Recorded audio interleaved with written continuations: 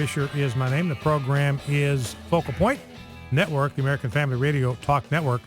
You know, there's a lot of conversation about millennials. We've lost millennials. We'll never get the millennials back. They're gone. We just have to accept the inevitable. They're going to be more liberal than their parents. It's over. There's nothing we can do about it. Woe is us. Here's a story. Cleveland, the CBS affiliate in Cleveland, Ohio, about a 17-year-old high school student who won a GOP primary. Now, what's significant about this, I mean, that's significant all by herself. If she wins the general election, she'll be the youngest state lawmaker in West Virginia history. This is from the CBS affiliate in Cleveland, but it has to do with what's going on in Charleston, West Virginia. So if she wins the general election, she'll be the youngest state lawmaker in West Virginia history, and she unseated a guy that's almost 4 times as old as she is. The guy that she beat is where I don't see where it says his age down in here. But anyway, I think he's like around 70 years old. So she defeated him in this primary. And here's what this article says from CBS. This is a millennial now, 17 years old, soft-spoken and on message. Blair is a churchgoer who says she is pro-life, pro-family, pro-gun rights, and pro-business. She can rattle off a laundry list of business taxes she wants abolished or lowered. So that's way, way too soon to give up on the millennials. By the way, just want to be clear, I was not endorsing that candidate in the Oregon primary. He's running, I think, for the state legislature. I don't even know his name other than it's Mark. I got in the stack somewhere. I just like what he did. So again, I want to be clear that didn't represent an official endorsement. I just like the way he stuck up for the woman.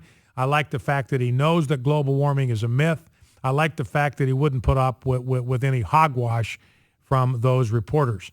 One other thing about the media, the media is not happy with President Obama. They have a pool reporter that went with President Obama to the Robert Trent Jones Golf Club in Gainesville, Virginia. These are very Tony, posh, expensive golf courses, and a pool reporter was allowed to go. So they let one reporter go, then he provides a pool report for everybody that wants to cover the president's whatever.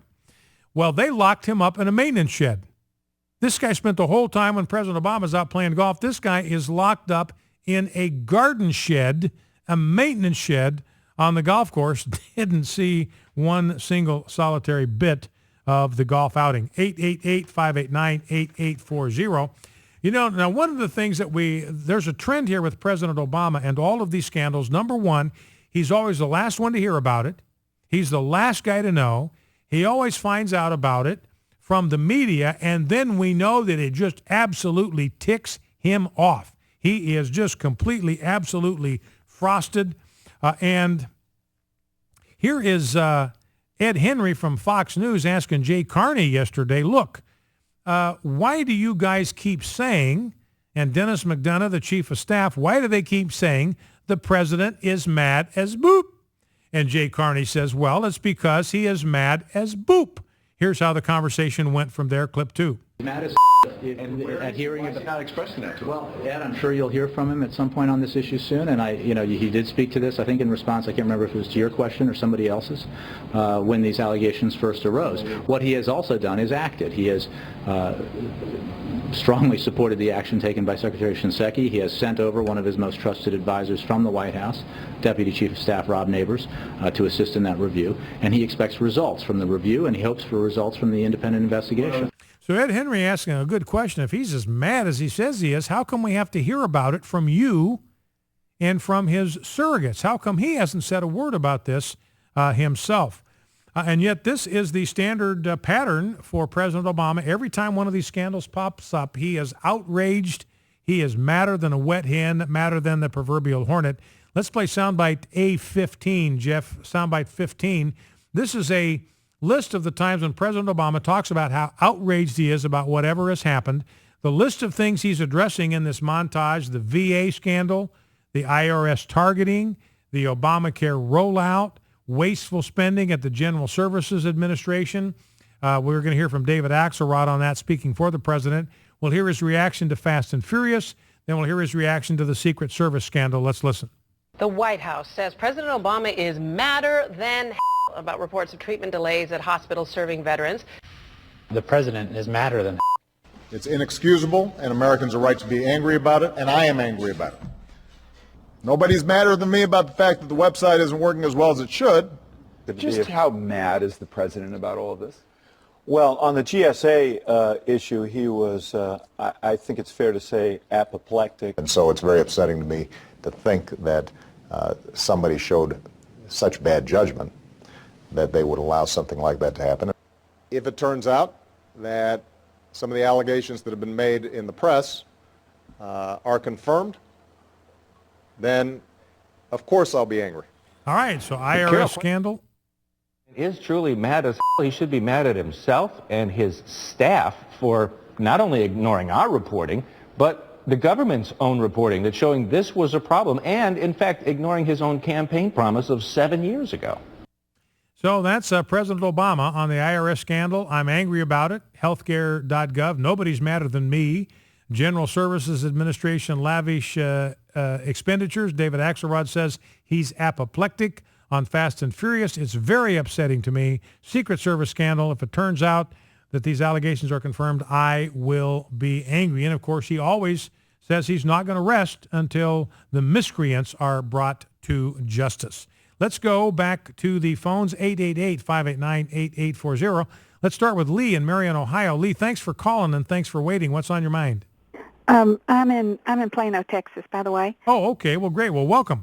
Oh, thank you. In fact, I just read a story today, Lee, about, what is it, Allen High School. They got a $60 million football stadium there, and now they got cracks in the concrete. They can't use it, so I think they're going to play some games, some of the football games there in Plano, which, by the way, I've actually called some high school football games play-by-play from the Plano football stadium. That's kind of a state-of-the-art facility as well. Anyway, way off topic here. Lee, what's on your mind?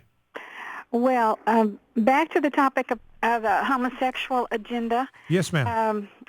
I just wish people would, first of all, realize, I guess, because maybe some people don't, that the gay population comprises less than 3% of the population of the United States. And so to say, it just burns me up to hear people say, we might as well give in to it, it's inevitable, instead of fighting against it. They're just being, I don't know, lazy or it's certainly not aggressive like the homosexual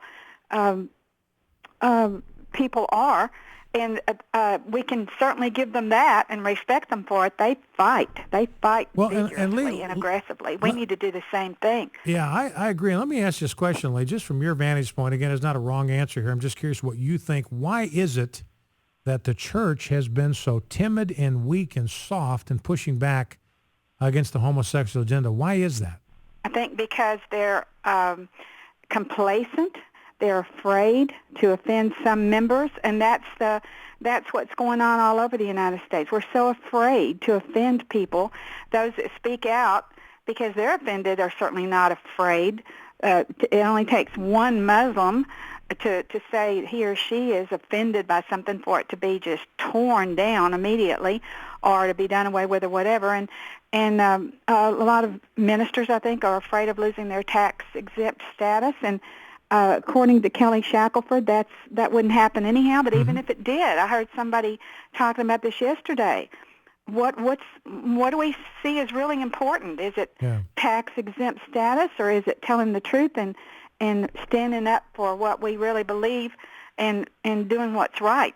Because it's a cancer that's engulfing our whole nation. Yeah, and I think you're right about that, Lee. And I played that soundbite from Eric McTaxis. I think that's probably what you're referring to, where he said at Liberty University over the weekend, look, if you're a preacher and you haven't said something that has endangered your 501c3 status, you're probably not speaking with the boldness and courage that you need to use.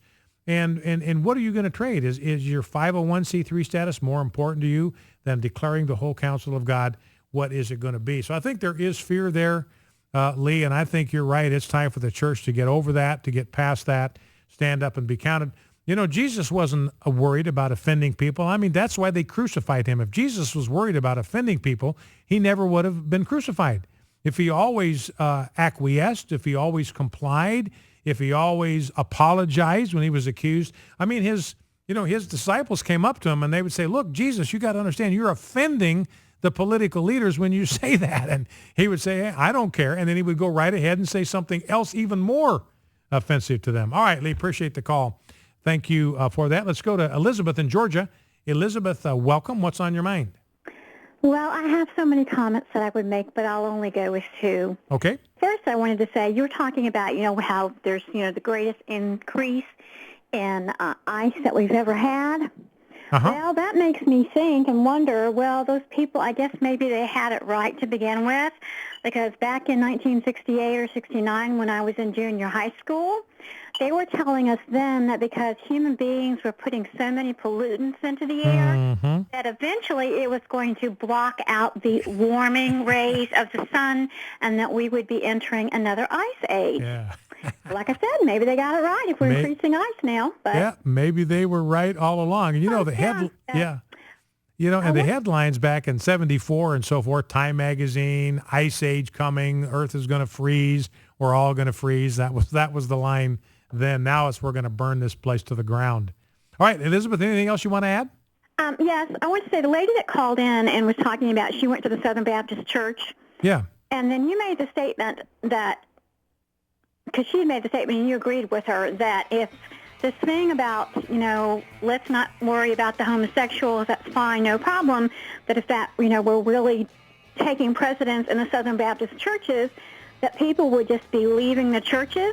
Mm-hmm. But I just have to, I want to ask you, because I want to know why you think that, considering that in the Southern Baptist churches, there's just all the other sins that are allowed therein, and one of them that's particularly prevalent and particularly ominous is that even in the Southern Baptist churches, we have all these people that are living together as husband and wife without being married, and that's something that it's just, it's like there, everybody sees Well, it. and I'll tell you what I think, Elizabeth, here, and I'll have to finish this up on the other side. Here's the difference. Nobody in the Southern Baptist Convention is saying that living together is okay. They're just avoiding it. Be right back. Focal Point AFR Talk.